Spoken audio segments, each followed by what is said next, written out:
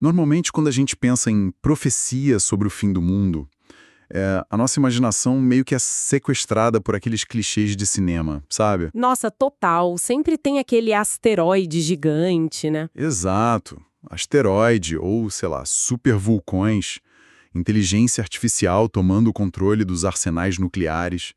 É sempre uma expectativa de algo fisicamente estrondoso e caótico. Aquela coisa bem apocalíptica de Hollywood mesmo. Pois é, mas lendo o material desse nosso mergulho de hoje, eu me deparei com uma premissa totalmente diferente. E se, tipo, o epicentro do maior conflito global iminente não for uma explosão, mas algo tão silencioso e cotidiano quanto a folhinha de um calendário? Ah, essa é a grande virada do texto. Sim. E se a grande batalha final da humanidade estiver conectada a sistemas econômicos digitais, controlando o acesso a recursos básicos, e o gatilho para tudo isso for, pasmem, simplesmente qual dia da semana a sociedade escolhe para descansar? O contraste entre essa banalidade da rotina e um controle absoluto é o que torna esse documento tão intrigante para nós. Sem dúvida. Mas olha, antes da gente abrir as páginas dessas profecias, acho que vale fazer um aviso importante de navegação para nossa audiência. Claro, manda ver. Nós estamos lidando com um material bem denso, que entrelaça teologia profunda, recortes históricos e escatologia pura. Então, o nosso papel aqui não é atuar como juízes dessas crenças religiosas, validando ou invalidando a fé de quem as pratica. Perfeito. A abordagem é puramente jornalística e investigativa, né? Exatamente. O objetivo é desempacotar a lógica interna dessa narrativa, entender os mecanismos históricos que o autor descreve e analisar como ele conecta textos antigos com medos contemporâneos. É tipo analisar a planta baixa de uma catedral gótica. A gente quer compreender como os arcos de sustentação distribuem o peso do teto, sem que seja necessário nos ajoelharmos no altar. Adorei a analogia. É exatamente essa engenharia reversa que vamos fazer. Bom, a fonte central desse nosso mergulho é um roteiro de reflexão escrito pelo instrutor bíblico Cícero da Conceição Nunes. E ele não tira essas ideias do vazio, tá? Não mesmo, tem toda uma base textual aí. Isso. O texto é fortemente ancorado em escritos de 1898 e também de 2008, da autora religiosa Ellen J. White. E a proposta do texto é desvendar como um dia de descanso, no caso o sábado bíblico, se transforma no teste máximo de lealdade da história humana. Só que antes a gente pular direto para as ameaças de um governo global ou, sei lá, sanções financeiras de alta tecnologia, a leitura exige um passo atrás. Com certeza. Porque o texto não começa com medo, ele começa com intimidade. Exato. Qual é o papel central do sábado nessa teologia antes dele virar um ponto de conflito geopolítico? Como a fonte define isso? Então, o documento ancora a origem desse dia lá no livro do Gênesis, mais especificamente no capítulo 2, quando a narrativa diz que Deus descansou após criar o mundo. E ele faz questão de tirar aquela imagem pesada do sábado, né? Sim, o texto faz um esforço enorme para separar a imagem do sábado daquela ideia de um legalismo cinzento e opressivo, como se fosse só um fardo de proibições, sabe? A expressão que a fonte utiliza é fascinante. O sábado atua como um santuário no tempo. Um santuário no tempo. Isso é muito forte. Especialmente se a gente olhar para a sociedade moderna, que vive esmagada por uma ansiedade de produção contínua. O que o autor diagnostica como a tirania do efêmero. Exatamente. E aí, o descanso do sétimo dia é apresentado como um antídoto divino, uma interrupção deliberada e sagrada projetada para restaurar o ser humano, física e espiritualmente. E tem uma analogia no texto que ilustra isso de uma forma muito visual, não tem? Tem, e é muito boa. O autor pede para a gente imaginar um marceneiro extraordinariamente talentoso. Certo. Ele passa a semana inteira, dias a fio, lixando, entalhando e envernizando uma mesa de jantar magnífica. Um trabalho super exaustivo. Sim. E aí, quando chega a sexta-feira à tarde e a obra está finalmente pronta, qual é a atitude dele? Ele não pega um pano escuro, joga por cima da mesa e tranca a oficina. Longe disso. Em vez disso, ele prepara um banquete sobre aquela madeira recém-trabalhada e chama os amigos mais íntimos e os filhos para celebrar. E a mecânica dessa metáfora expõe o coração do argumento teológico do autor. Como assim? Bom, o marceneiro não construiu a mesa apenas para ter um móvel novo, mas para criar um espaço de relacionamento. A visão do autor é que Deus instituiu o repouso com esse mesmo propósito. Ah, entendi. Então o Criador não parou porque estava exausto das leis da física? Exato. Ele parou porque desejava que a humanidade desfrutasse daquela obra concluída em comunhão com ele.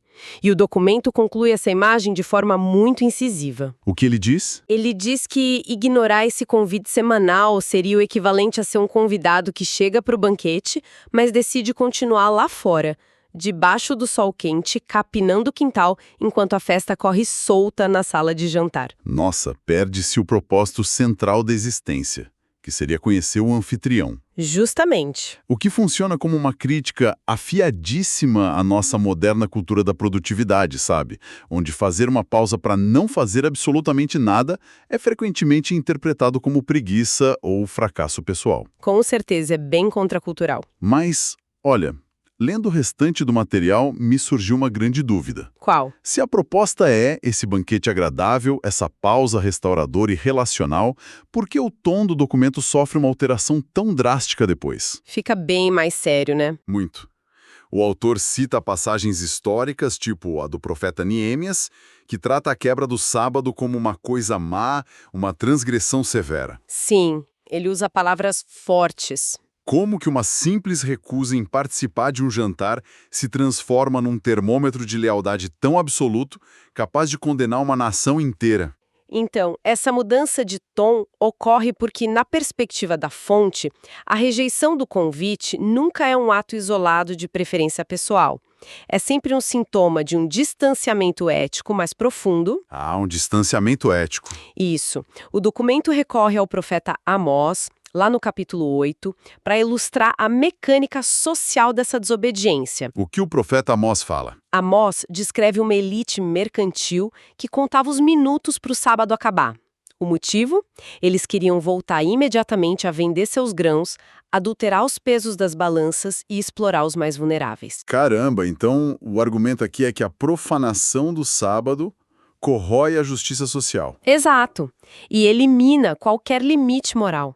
Ao apagar o lembrete de que existe um Criador soberano, a sociedade perde os freios contra a ganância desenfreada. Peraí, deixa eu atuar como advogado do diabo aqui e tensionar esse ponto. Vai em frente. Na narrativa cristã mais difundida hoje, o discurso dominante é que Jesus veio para estabelecer a graça, certo? Sim. E substituir essas leis antigas e rigorosas por um mandamento geral de amor ao próximo. Sim.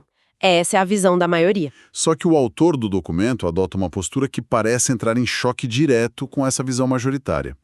Como ele reconcilia uma exigência legislativa tão inflexível com a narrativa de perdão e graça do Novo Testamento? É muito interessante como ele aborda isso. O texto não tenta suavizar essa conção.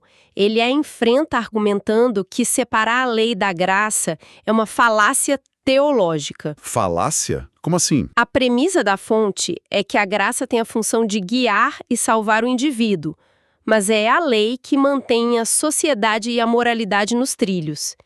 E ele vai além, o autor vai até a raiz linguística do Novo Testamento. Eu vi essa parte, ele cita uma palavra grega, né? Isso, a palavra grega anomia, que é frequentemente traduzida como iniquidade, mas literalmente significa ausência de lei.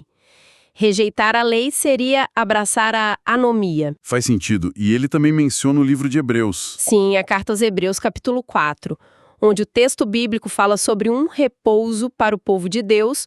O termo original usado pelo apóstolo Paulo é sabatistismos. Sabatistismos. Que liga a ideia de paz à guarda literal do sétimo dia, certo? Perfeito. Para o autor, a graça não anula a regra. Ela empodera o indivíduo a cumpri-la. E ele cita Tiago dizendo que tropeçar em um único ponto da lei é quebrar a lei inteira. Rejeitar a lei é rejeitar o caráter do próprio Deus. E o que me pegou totalmente de surpresa foi ele buscar suporte argumentativo fora da teologia. O documento invoca o jurista Hans Kelsen, um dos pilares do direito moderno, para justificar um conceito bíblico. E isso é brilhante da parte dele. A citação de Kelsen serve para estabelecer um princípio estrutural inegociável do direito penal. Que é o famoso nullum crime nulla poena sine lege. Exatamente. A ideia básica de que não existe crime nem punição aplicável se não houver uma lei prévia e clara definindo aquela infração. E o raciocínio do autor constrói uma ponte entre a jurisprudência humana e a justiça divina, né? Sim. Se a narrativa cristã prevê um juízo final, um tribunal universal liderado por Deus, é imperativo que exista uma norma, um código penal cósmico ativo durante esse julgamento. Trazendo para o nosso cotidiano, é como tentar multar um motorista por excesso de velocidade numa estrada onde a prefeitura nunca instalou uma única placa de limite. Não há base legal para punição.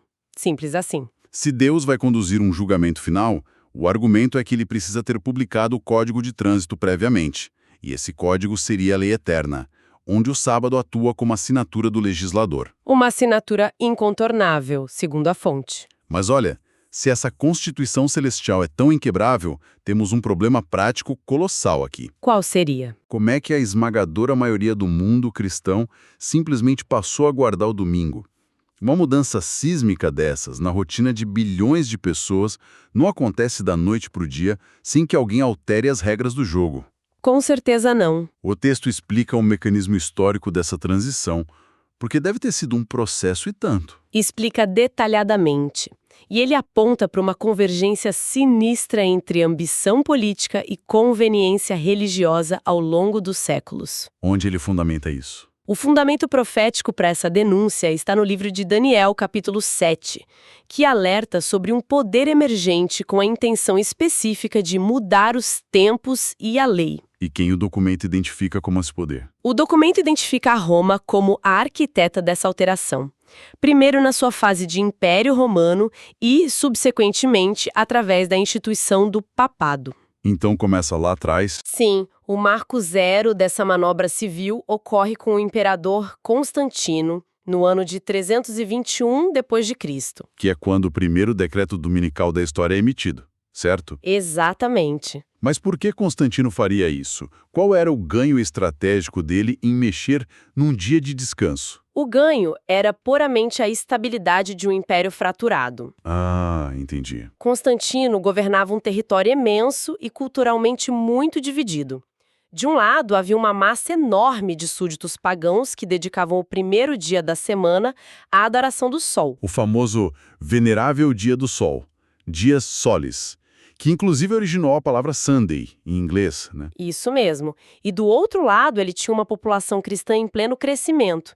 Então, o decreto civil de repouso no domingo foi uma manobra política brilhante para amalgamar essas duas forças sobre uma mesma prática social. E a igreja simplesmente aceitou isso. Segundo a fonte, a igreja em séculos posteriores não só endossou como consolidou essa mudança. Eles transferiram a sacralidade do sábado bíblico para o domingo, fundamentando essa alteração na sua própria autoridade eclesiástica. E não num texto bíblico direto. Exato, foi uma imposição de autoridade. Mas o documento não para em Constantino. Eu vi que ele avança no tempo para demonstrar que essa prática de usar o braço forte do Estado para impor um comportamento religioso tem raízes profundas na história recente. Sim, ele traz exemplos bem modernos. Tem a menção às leis azuis, as famosas Blue Laws lá nos Estados Unidos. Um período obscuro e real da história americana. Pois é, essas regulamentações vigoraram entre os séculos 17 e 20, proibindo o comércio, o trabalho agrícola e até o lazer aos domingos. Em algumas colônias puritanas, a presença nos cultos dominicais era obrigatória. Sob risco de multas severas ou prisão.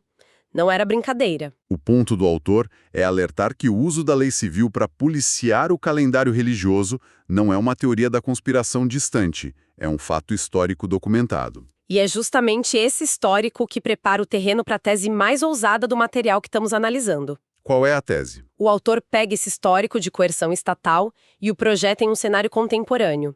Ele alerta que essas antigas leis azuis foram apenas um laboratório para algo muito maior. E aí ele introduz o conceito do domingo verde, não é? Isso. O Domingo Verde seria um movimento que ganha tração em debates globais sobre sustentabilidade. A premissa seria estabelecer um Dia Mundial de Pausa. Exatamente. Um dia onde fábricas são desligadas, o tráfego aéreo é minimizado e o comércio é suspenso. Tudo com o objetivo urgente de combater as mudanças climáticas e dar um respiro às emissões de carbono do planeta.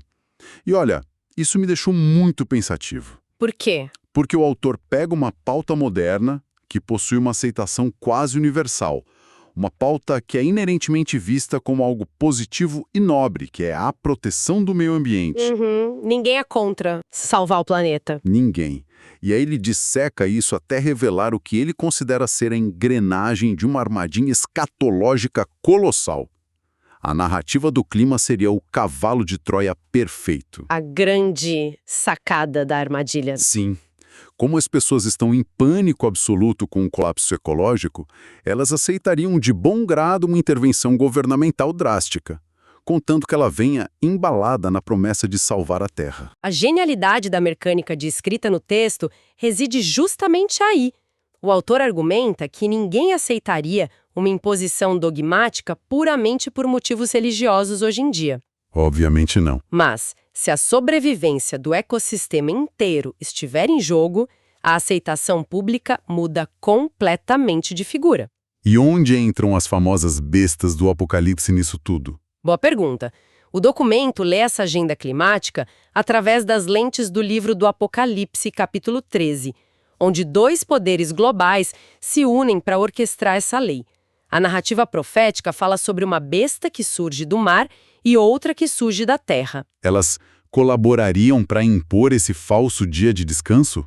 Mas, peraí, antes da gente avançar para as consequências práticas disso, acho que a gente precisa fazer uma pausa para quem não é familiarizado com o jargão do Apocalipse. Justo, tem muito simbolismo ali. O texto joga esses conceitos de besta do mar e besta da terra.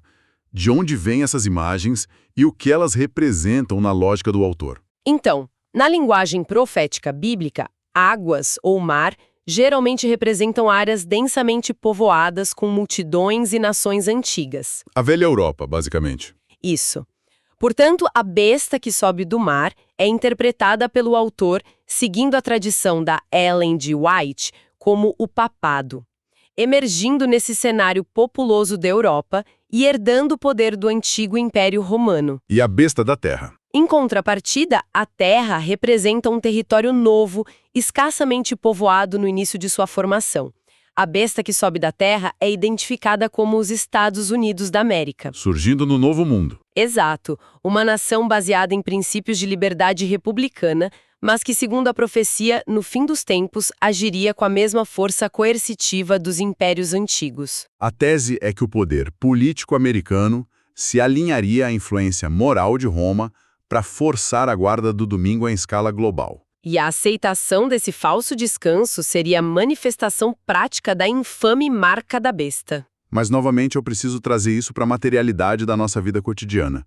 Como um debate sobre liturgia e proteção climática escala para uma crise de subsistência. É aí que o cerco se fecha. Porque, como é que pular um evento cívico no domingo ou preferir o sábado me impede de ir à padaria comprar pão? A autora Ellen White aponta no livro O Grande Conflito que o sábado vai atuar como a linha divisória final da humanidade. O teste final.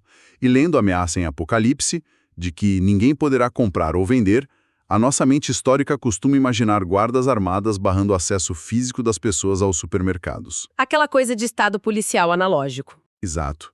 Mas o texto insinua uma mecânica muito mais sofisticada hoje em dia, não é? Muito mais. A mecânica moderna para realizar essa profecia já não depende de barricadas físicas nas ruas. Então, como seria? O documento cruza o aviso milenar sobre o controle do comércio com a infraestrutura atual do sistema financeiro global. Estamos falando de tecnologia financeira. Sim, a ascensão das moedas digitais emitidas por bancos centrais, que o pessoal chama de CBDCs, a eliminação gradual do dinheiro físico e a implementação de pontuações de crédito social.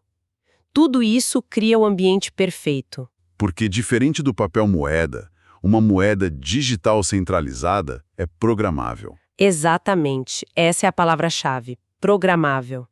Ela pode ser desenhada para funcionar apenas em dias específicos, para expirar se não for usada, ou para bloquear transações com entidades não autorizadas. Então a restrição não ocorre na porta da loja, ocorre no servidor do banco. Com simples apertar de botão. A identidade eletrônica de um dissidente é congelada. Os cartões param de passar, as carteiras digitais exibem saldo zero e o indivíduo é apagado do tecido econômico da sociedade. É assustadoramente prático. O controle digital financeiro é a ferramenta tecnológica que transforma uma profecia antiga, que antes parecia uma hipérbole impossível, numa ameaça clínica e cirúrgica. O estrangulamento da subsistência se torna apenas uma questão de código de software. Loucura. E qual é o desfecho disso na visão do documento? O argumento do autor é que, quando esse decreto de descanso universal for promulgado, seja sob a justificativa de solidariedade global ou climática, a humanidade enfrentará uma escolha binária terrível. Uma escolha sem meio termo. De um lado, a fidelidade ao Criador através do sábado bíblico, o que vai exigir a disposição de abrir mão do acesso ao sistema financeiro, enfrentando o confisco de bens, o isolamento e até penas de morte sancionadas pelo Estado. E do outro lado? Do outro lado, ceder à pressão civil, abraçando o repouso no domingo para proteger a conta bancária e os privilégios econômicos. O que, na visão da fonte, equivale a reconhecer a autoridade da besta acima de Deus. É monumental a escala narrativa que a gente acabou de percorrer hoje. E como cada peça da engrenagem gira a próxima. O roteiro de Cícero da Conceição Nunes não apresenta uma teoria solta. Ele tece uma tapeçaria gigantesca. Uma arquitetura lógica impressionante. Verdade. Partimos de um relato tranquilo no Gênesis sobre um marceneiro celebrando a finalização de uma mesa de madeira. Um começo tão poético. Atravessamos a geopolítica do Império Romano com a conveniência de Constantino e desembocamos numa análise sobre como o pânico pelas mudanças climáticas poderia fornecer o capital político necessário para que sistemas de vigilância e moedas programáveis decidam quem tem o direito de comprar comida. E fica muito evidente o poder que matrizes religiosas de pensamento têm, né? Com certeza, não apenas para interpretar eventos de milênios atrás, mas para fornecer um prisma imediato através do qual os jornais de hoje e a adoção de novas tecnologias são decodificados por quem crê nessas premissas. É uma visão de mundo que conecta o primeiro dia do mundo ao último. E o que chama a atenção para nós, como analistas, é a coerência interna dessa estrutura. Sim. Ao enxergar cada movimento regulatório global e cada inovação bancária não como fatos isolados, mas como vetores que aceleram em direção a um clímax pré-determinado, o documento confere um sentido de urgência tremendo ao presente. Tudo passa a ter um significado profético. Bom, chegando ao fim deste nosso mergulho, eu gosto sempre de deixar uma semente plantada para quem nos acompanha digerir durante a semana. Eu acho ótimo, manda a reflexão final. Toda essa análise sobre o sábado gira em torno da ideia de que ele atua como um memorial inegociável, literal e físico da criação. Uma âncora, certo? Isso, uma âncora que nos mantém cientes de que somos criaturas inseridas num mundo natural que não desenhamos e, observando a trajetória atual da nossa sociedade, o avanço acelerado de realidades virtuais, a imersão em metaversos onde nós mesmos somos os deuses criadores dos cenários. Sem falar nas inteligências artificiais. Exato. Inteligências artificiais gerando textos, vozes e vídeos que desafiam a nossa capacidade de distinguir o que é humano do que é puramente sintético. A própria definição de realidade está se liquefazendo. E onde entra o descanso nisso? A provocação final é: será que a verdadeira crise que nos aguarda não se resume apenas a disputar qual é o dia correto do calendário para fechar os escritórios? Um ponto bem profundo. Talvez a batalha monumental pela sanidade da nossa espécie passe por uma necessidade biológica e espiritual de nos desconectarmos agressivamente dos sistemas artificiais que construímos. Um esforço desesperado para lembrar que fazemos parte de um mundo físico real, com o suor escorrendo no rosto e o cheiro da madeira recém-cortada na mesa de um marceneiro. Fica a reflexão para todos nós. Uma reflexão necessária, sem dúvida. Até o nosso próximo mergulho.